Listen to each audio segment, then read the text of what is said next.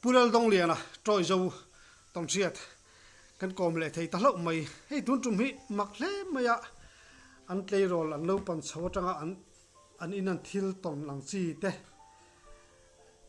troi zo le mol pheng in kara thil ton sang kha sakwa som riat pali ko mami rap thak le mak box siang chi te kan ngai tha chho thei don ni an tong chiat te min chop chuak sak thina kan lom hle mai began te tai chi de pudong chi bai le Ô chị bấy lệ. hei income hun kana nei thei don lo maya kalom hle maya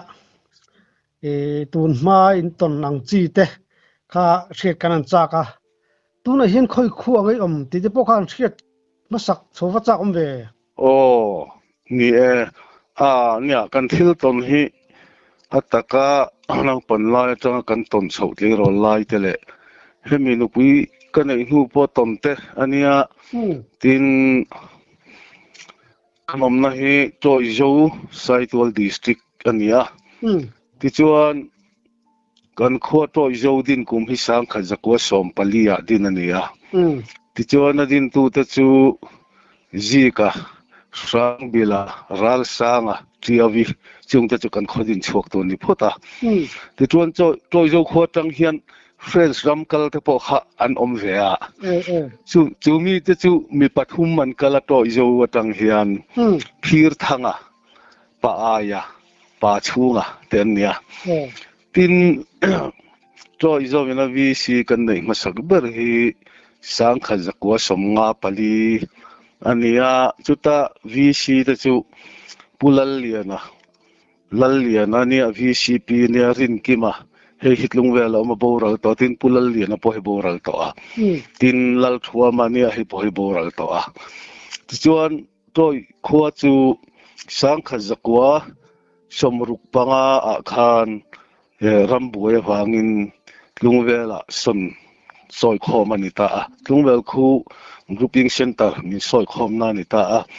ti chuan to zo khua sipaina an hal hi sang kha zakwa somruk paruk zulai ni som palia ani ti chuan to zo kholu le hi hemi tuna kan lu kan om tak chhona hi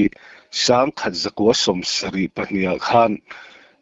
a khua tak ni lawa wa kon kan te ta chuan bok in bok phalna kha kan dila owa tlung vela tuan min phal saka ta chuan bok kan han in boka chu ta tang chuan sang kha zakwa som sari pathuma kholuya hian kan han lo chhota chu tiang chu khua kan lo dan chu ni a tin kan soyang khan pasal thale enge ni sahan ka te thil mi nga ro pui le ngai nom tak tak chu kan nuna kan tong ve lawa amaro chu thangkam le luikal len den chak ai khor ai o chi ti helte sat lian thangkam te po hi sawa ve than tiang chi te ka pe ve khop maya chu ba ga chon kan u nau hi kan soile lokanga pakwam kan nia mi paparuk tin meichia pathum ania ti chon kapa hi pasal tha sa po ngem tin silai ma po saza te lo kho hum ve khania silai kan nei nu po sakap tampul takania ti chuan suai te manga ya silal manga kanau te nia silai pakhat kan ne wang khan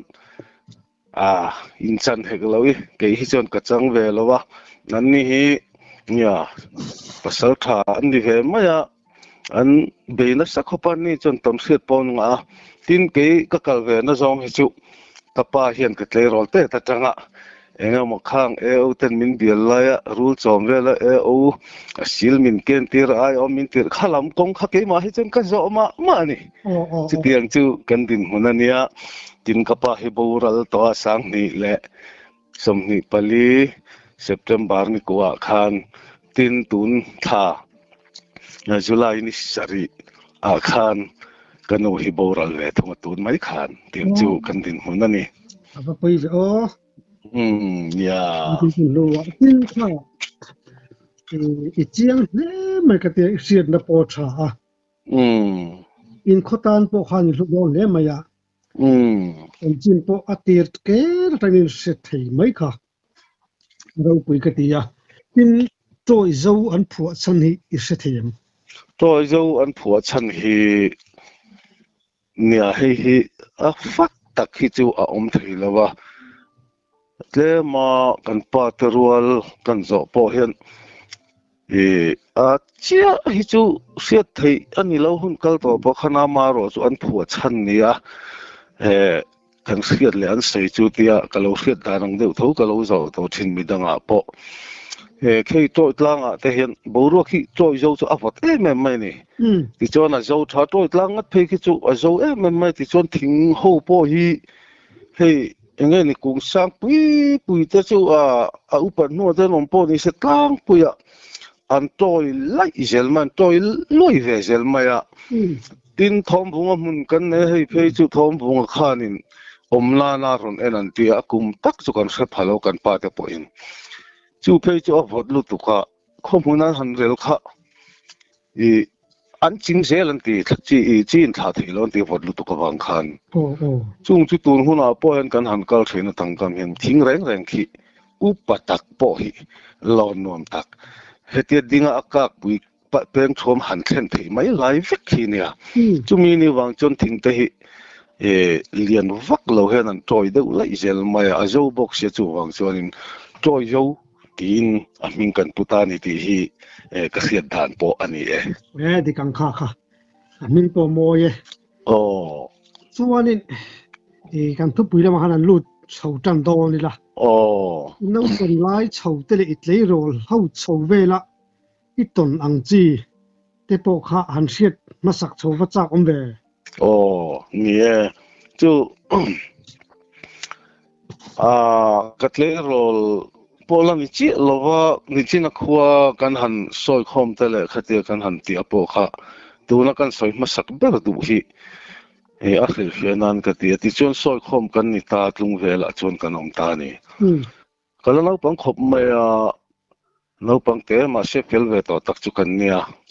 tlung vela khan sikul te chu ka kal ve mana sang khan ko som sari ani chu kan le chole ma mo tia chuan tlung vel veng thara kan oma choi zo kholui le tlung vel in kara hian len chi ma kan pal tlanga chung zong chuan ina toi zo len chin tlung vel po local don se kan kong ring ber July kong an veng thar among in thang bera chuan kan oma kan thang kha ram boilai ni wa khan sipai du ti posan oma na thok tur te ram chuak tur te po kha identika tan da teng khanan honan lam le chin kha chu kan ina chang hena jo hu thei hoi chau ta chung lai chan ram khami kan in chin te po khan chu sipai du ti post te po chu hatiang nim ngoi ti mai teng tu na chan an mi tha thiam lo mai the ni chu tiang chu nia kan in hi lungvel len chim atanga kong atanga lu chawa veila ma om ta ni ti chuan khang lai chuan leika te po ruwa mau kan do ta enge ni rap in ani mai kha chu tiang chu ni khami kong ana khan leika kong ka kong pui atanga loi lu phe khan kong anin leika kan naya ti chon thang lama tuk ver leika kan do boka zana hian ka in thiar thina zandar khat sompani borang nge ania ma se ka pa hian min ngai tua a tho ve zia me hi chema ti chon me chem kha me zial thian zo thing pui kan tilum ngal lo zi thi in thiar hitia ka zu thumai thina zan khat chu me kan chema nga ti hian thing pui kan da lu manga ti me la kaya i lo zu in thiar le me ro tia ole ka te ka zu in thiara chuan khami kong pui an kan li ka atang khan ron kal ri ka khia ka hoi ta a om zia chuan khami kong pui lama kan le ka ler le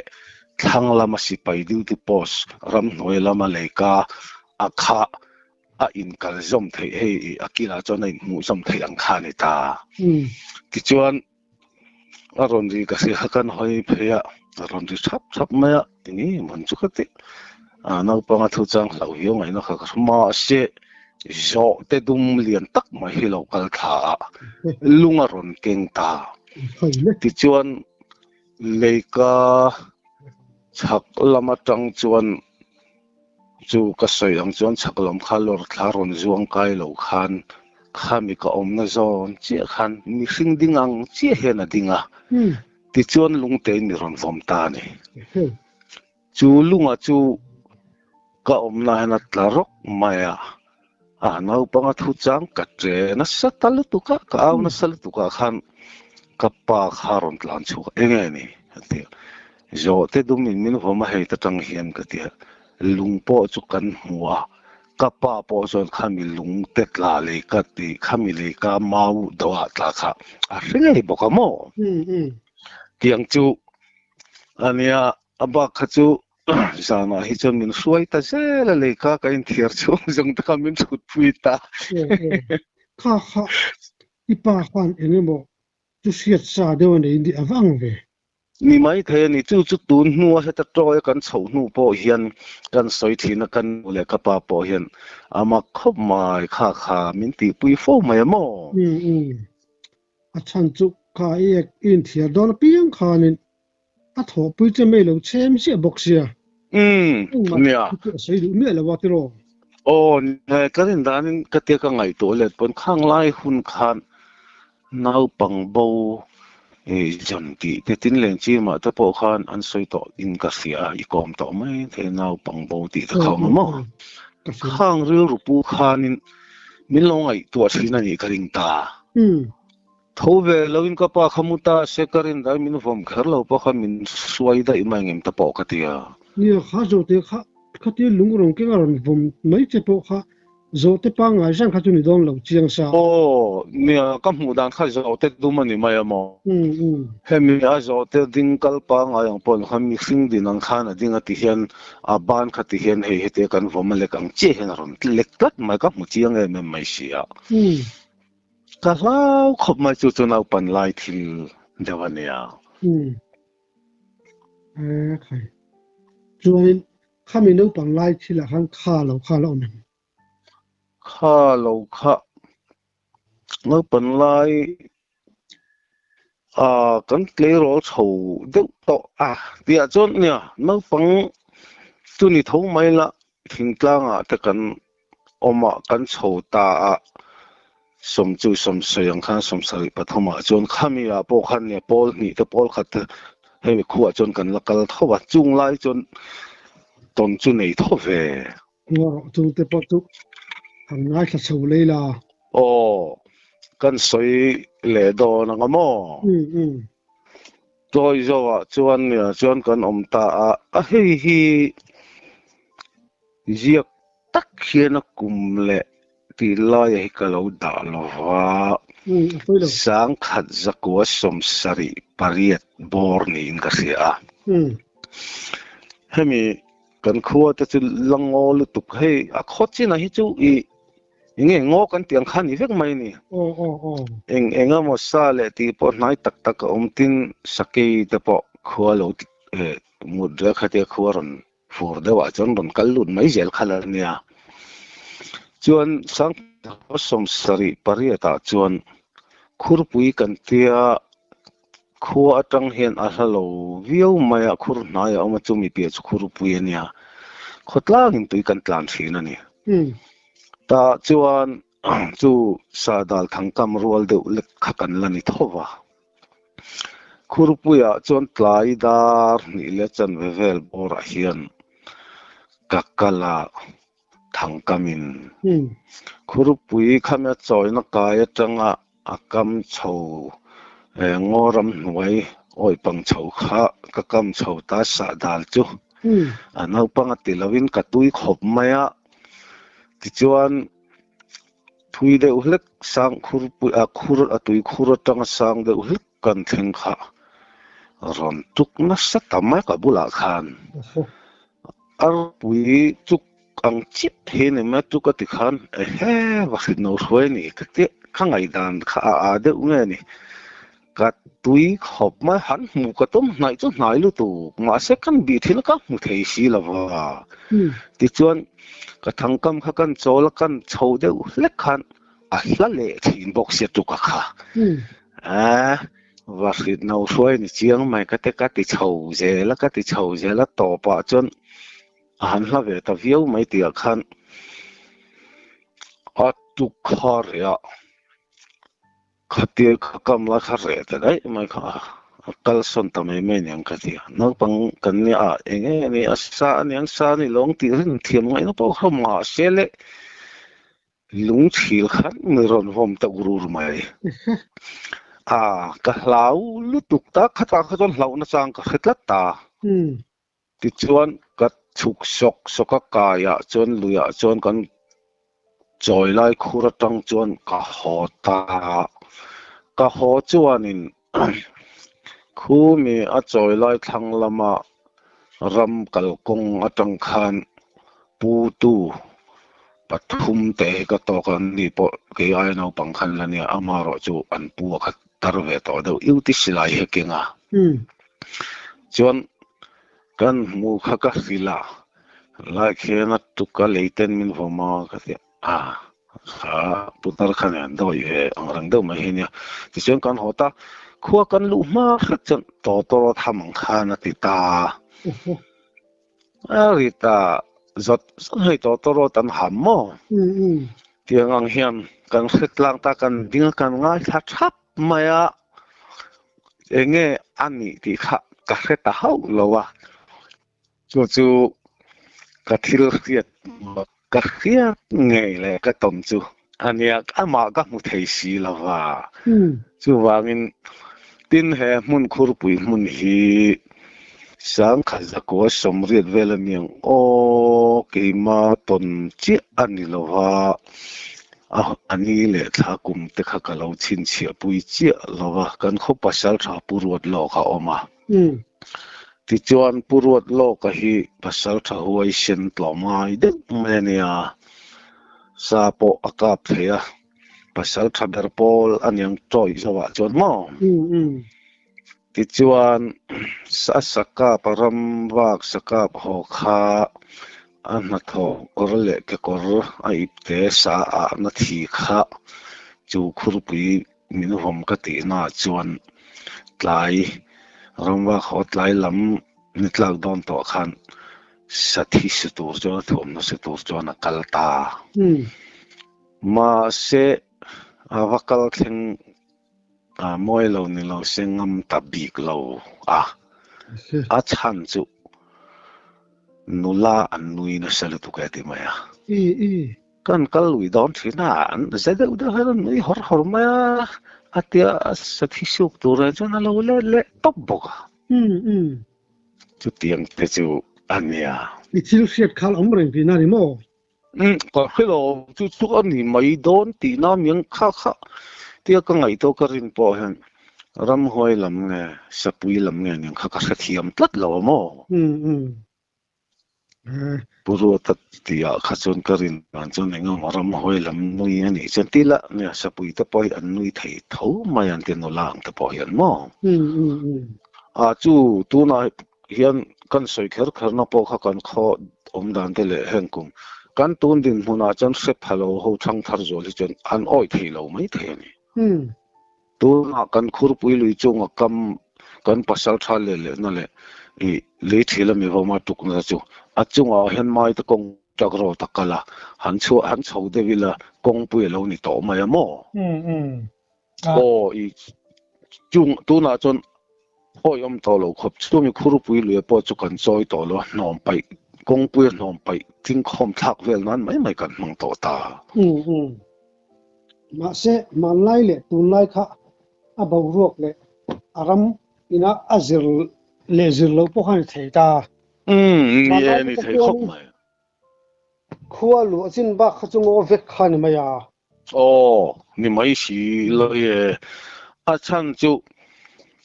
kan lo chin ba kholo chin ba ka khan ke pui po hian khol chung kharon patlang fo mai ne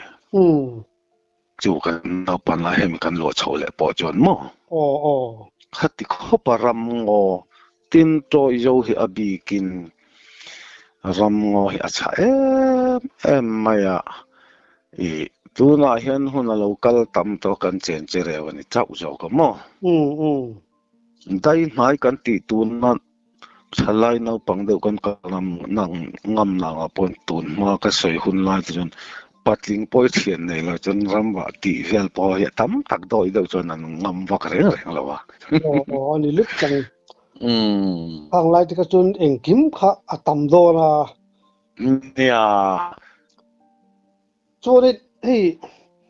ram huai kan tiang chi hi hei tlangwal chho bor ve lang kha din tong chho zelem o hei nia chian thei lo hi ke ma chon kan e mo a than chu mol pen ko a hianin tun ma chon kapas ka soyang khan kapa hian mi ringa at pi thina kadu ai ni huai lu tuk ma atia si pai khan lai ni bok nen khan kakal ngai lo na ching chi pa zulang ta che ati po hian kakal na mai ne tiang chu nia cha nia I tlero chho lai thil vek ni ma se chu lai chu kan soile ma sanga a chan chu hei hi kala soi chuak vak lova thui po he thui dewa he tiang hun ka to na changa ta har na pian thar na kan ti te po hi ka chan chho na bul te po hi ni ve dewa tin karam tan kum he aya ma po hian chang el zol kan vaneya chung te po chu nakina du le kan soyanga thoa akuma khan soi khal aom chung lo boka kan soi ma sadona ai po hi thil cheng hi e han soi chian ngai te om thona sang khat zako somriat palia khan kathil hlau chu ani a troi zo changa ke fang langa kal thin kan ni a chu lai chuan khi ta kan kong hlui ji pro ta po khan kong alam lawa troi pa patam tak pa mani kal ngam lo jin kal ngam lo khatam tak anom ve ni ta chon sang khat zako somriat palia hian no pui kan ei to amo ti chon mol pheng ani kan pui mol pheng kho nia October tha hian kan nu nau hi alo chowa fu karon har pui che unga ni khat ati min har pui ati chona tu ka lo zo na tu te khang lai chon chu kan soi to bok ala thing tlan zia chu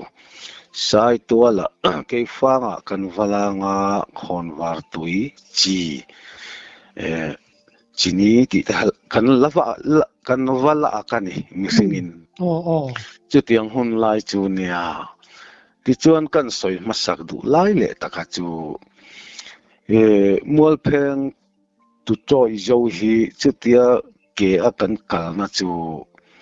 sang khat zako November thla tanga lai tanin sang khat zako som ko pakhat January a lai zo ania I thingsul video block huam chunga kan omlai ania ani khana video chunga khami ardi sumati langkhat du amo aman more congress ministry lai ani chuan anzawa hi February ni khatsang khadzako somko pakhata kong hon na kan nei ta tu ta hong tu chu Dr. Istan San Education Minister khania tin toy zo mol pheng hi a hlat zong kem som pali anita jipro ta khan mo chuta motor tlan lut masaber chu puthang lo na sai lo mol pheng motor jip ania driver khalun masaber tu chu afapa laldin kawanga sai lo valdin akatika ania chu kan soilan kher du na chu kha zip rot o zo man lo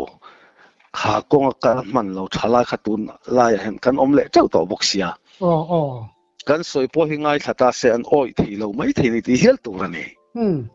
o chumi ni wang jan kan soi langa ti chuanin chumi zip rot po chu tu na chon kan ti to lo ta kan ring to lo ta kum sang ni pakwa khanin tagro tan ron lai ta so ta mol pheng ram ri tanga tagro tani wang khan khi ta kan kong chho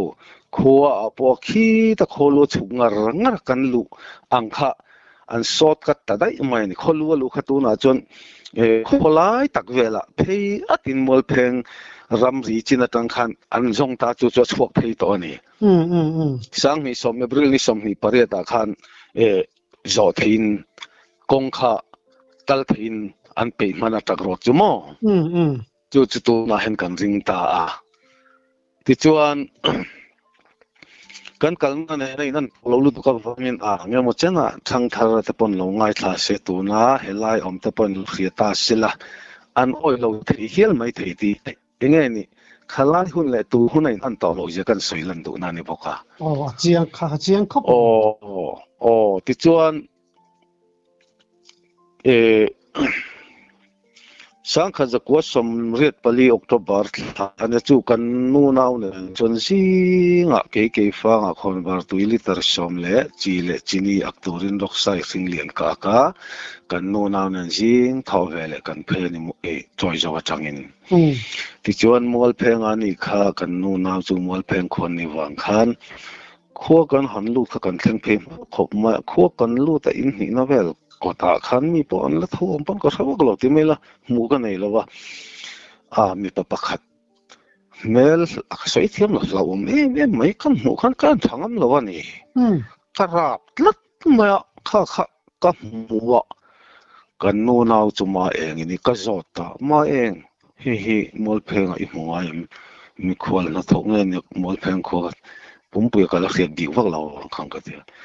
ka se ngai re lo tia ani po chu khonga kal zel ka kha chong lo mi pa chu mo ti chuan ka lau ma en po kha kan thangam lo ani ka tim deuh sok ma heti kan hu khan kha chung ani chu kha chong lo kal bo tamai nang ke ni po chu kan nu te in lampan chan anaw nen chon kan ho tha tamai ti chuan chutia kakal chu katlang pheta rual lung ka thlen son dar kuale chan ve vel mi kalo chin chia lo wa ti chuan sai to la tangin kan kho primary school zir tir tu a thok kha a lo chho ni takania rual lunga chuan kan in tok ta ni ka lau ngai lem lo sakor khal tu som pakhata te mani hen ka te mai ve boka sal tha huai sen ni lo mai la ka chunga tla china hi jan mania lui ra la po mania ri po riak lo riak ve mai zel khakania ma se chu mi tum chu rual lunga kan zir te tu pa pu eng le na ni sai to la an tan far wang khana boral to ma chuma kan khomak ba ni thowa tu na hen he anu pui una ta pau kan khoen an la om ta ti chuan kan mu kha I lo chho do na mi ka te o chho do na ti chu ti chu rual lungan min lo ngak la kan tia ka lau po ka chong lo ani chuan ni pon se zoi te ten ka lo ka lang mol phenga ka lo chaw langa ti ta ni mol phenga lo chaw la karan som chho don chinia ke fanga kon wa tu liter som ka ju le nga chi nen chini nen chu chu ka tok tu rania ka lo le watang ka le zo in ka tia tun ma silipar hei tun lai po chok tho bata kan ti khami ke jung pui ro lang kha a thar ka le boka ti chuan ka le chho ve le ta kan le chho chu mol pheng kan thleng kha in lo a om em ka ti kal dai ton lo tia chuan ke kha ka man mo ta mani kal kha ka hlau ni chong lo khan ka man mo kha kal chho ve ta he mol pheng atang kan khoin kara hian khur chetlang kan ti maya khur chetlang atang chuan kan khua chu tuna truck road po hi alang phei ruya ma se truck road ani ma jeep road po ni mi singa kan kalna chu jeep road chona zo ve kama se jeep road po chu ma lai khani wang khan kan hoi chowa khami kan ram chin lam oi pangkham chong ngo thim dup mai khania khur chetlang kan thing chia thom kan ngai thawang wanga ta chun chang hi voi ni ron tum rai mai ni ring da khana ron tuma ka khia dan chuan khami kan ram lam kham tlanga ron tum ni si khan a ron mai fi ai mai ni voi ni chau kha cái là bậc chân tuân mai cổ tế tiếng tây chọn lẩu tu ran thì khai cho thầu mai là bu em à khanin mình rồi cái mai tổ nghe tổ lẩu giờ tiêu tụ cái ma cái chuan nó nghe thì là rồi trang rồi tu mình cái căn chọn ta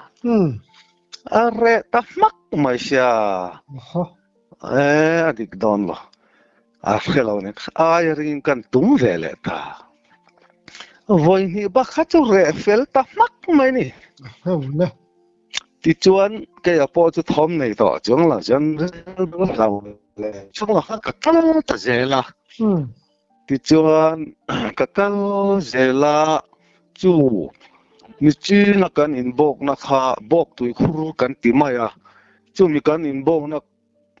vela chu kong pui hian a sutlang ani jeep road po chuan a sutlang thowa ma se a chak da jeep chu khi ta liam kon lama kal dai ta thunga mo tum tu kon ti ta chung chu kala soi do na ka kal na china hian ti chuan bok tu khur ka thleng tur kha kala theng phei lo ala lang chi lo tu khur kha ka khiat dan kha chon lei chi po ning ka khau thing ku ning ka kha bok si lo lei le enga mo buru in carvel han ning ka khia nui hor tamaya nula nui hi mà sẽ ngày thật lâu nó lại lâu nó cái là này chuông mẹ lo va thì chuông tụi à bộ ăn chol về này don hin la mấy chia kal khẩu mai cái tia cả nên cái kal thấy dễ la kan theng chứ jin kala mà mình sinh thọ mà rang mà hiện mắc mai chia nuôi là top đấy top mai bốc xì ti chuan ka kal le ta chumi oi cho zip road kan ti tuna truck road chung dai a chuan ania zip road le mi kal na hi zip road khan a zo vek thaw mo ti chuan tui ka pela oi pang kham oi pang cho hi kong ani ka han thing cho tur kha ka la lau lo na ka ru ru han kung thang atang hianin engha ma thim me mu mag deuh hi lo chuak mai anga ti ngai ton kha kan ei tar gon mai ngo khani bul te tla ti khan kol hok te savom te khatin khana vel khatun an sapot la mai mai ni mo ta chun kan hoi a kong thang lam te chu lo na eng ma ti ri la pom chon ka ngai ton a lo kal mai khania ti chuan ka kal le ta eng ma lo chuan ka kal zela chu oi pang kong chho ho zong ka pe la tum tu kon kan te zol alo om ta ni ti chuan zol kan thleng chu ka va mu dan chuan kha zol ka va lut kha apia le hian zol duai mai tum tu kon ta ka ma apia le han ti la pen linga lek anga khanin hemi rual rim lo de zol phei zara ni to ta kong chu trang chuan kan then ma khan ti ka va malam ka va hoi kha eng ma ril du hlo na le eng mong po khom lo sim ka kal pa nga eng ma ni dang kalanga ni ma se khati ka va hoi ka va chuak phei malam kan thlir kha ka khiat dan ani ka mu dan mei khu hi mi hring chen vel hen azam ding lai hen ka khetlat mai ni chulai tum tu ko na kon tak han kai chho le tur lai zola chuan chuan ma seru ro eng ma khom chung lo chu ma sela kan kala pen linga pa pen lu mai khani to kan pen lu chia khale ka khiat dan chuan kha me khu khete ka va pal chi ka taksai na ne chi khan ti hian soi tai la a khiat sama zan par rim hi ang khop mai i arim chon mo ma se ke ma chon sui duk par le zan par chui nang reng thawani dewana kha ka nara lu tang khan le ka nara khan ron nam khami mai khu kan theng chi ka nara ron nam tang khan lau le lau lo soi thei to lo ka ke le hemi le ka ana ke tang khan ti hian hi chom hei eng tinge kan tiang i kamur choi choi an ti mai ni berang chu ti khan ka om ta lau le lau lo eng ma ngai to na phim ka mang thei to lo ta lau na in ka khat ta lu tu kan i top mai chu chu mi china chuan khon war tu liter som ka aka chi ka aktela silipar thar ka bun boxia katlan thei to kin katlana katlat hlei theilo karok sai ka da mayang dulen la lam le tlan chak thelo min man hing ngel don ka tia maro chu rok sai da chung po hok i hete rok sai aba phel han da chung po kangam lowani ti chuan ri chung katlan ta ka khiat dan chon khatia khami arim ka khiat na tang kha chuan katlan chakhle ne ma se chaklam khampang kong ngo khan katlan chen zel a khan te tlan char mai ni ber ma ka khiat dan chuan le ya nge bo ro ka kha chong lawa tin ka din hlek ani chuan i ka ngai ro na nge po ka kha to lo kha ka zona tlan zel kha sakei ron lang mai tur nga ka ngai tlat mai ni kha khan min ron mana kha te min ron ting hal tur khang kang ngaya ka silipar po tharana kuzungkar asuna si ka da man to lo ti khan ka tlan zel ka au bokamo ka au tawak kawak mai ni puenga te kha ka phak ta kin ka te mami ma se tu ma thom ka khelo ti chuan ka hlau lu tu khi ka chil phon te avar lavek thain ka thlen thengin ma se ka hlawa kha ram hoi ania sake ni ti ka mu chong si lawa mo ma se katlan kha kong sir ngo china tang khan ti hian ka rual hian tlan char ni mai avak se don bile chuan tui vot kan tia tui vot chu tui vota hian ram huai riwa thom le engamo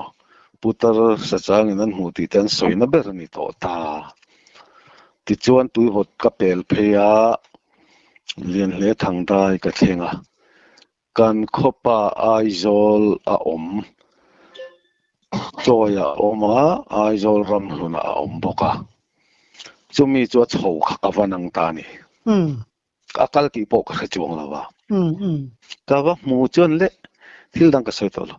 ka hlau lu tu enga tinga min nga lo ka ti top mai ni min nga lo ka mangang lu tu ti ngai na ka khelo ka te silai ha kenga i silai kha ka pringot ro ka te enga ka nga te ka pop ro ka ti mai ni ka hlau lu tu kha chuan ka akap ta chuang lova ka tu reng ma thom khelo khan ani kha patong tam lo nia engei hlau chu lo te ka hrebil lo ka te kan kal rual ta ka theng chu kan nu ne na hian thil dang ka soi to lo ka mi meng le ka chil phon tlana sal tu ka mi meng lau meng lu to ka min lo se hala ngei lau mi lo ting hala mo ti chuan thil dang ka soi lo bible chia ro ka ting hala ani nya in nei lim te nya tharau lam eng rong bol na lam eng mala tv lo kan ni wa kan enge ka cherang te ei ke le du ka te chiara ti chuan kan khom him nu ko ulo min tong tai ro se ka ti min tong tai ta ti chuan chu mi zan chu kanu le ka pa khan sang bilavau kan ti chu i khami khodin tu te jinga me ming choi sang bilavau lui chu an lo chi ta ni an lo chi ta lian ma nga tui lian ma nga poi khodin tu jinga me ni wangin om sa mình join liền mang tụi kan tia kong lai ta ka tui omani holam kalam kanin le kan thala ni mo ti chuan chuta chuan kan ron honga kan cholan tia amak kan ti lutuk chu an lo ho kan lo se amak kan ti lutuk mai ta kong atang khan eng lian pui hello kala kan lampanin kan lo kan hak chuak zo lo amak kan ti khom mai ti thu khan soi bok ta in kom na hun kan ne ya alo mom khopin ka sia alom om lu tuk kai tong chet te angai numa tin benga te tai chin kan long mu tuk o alo mom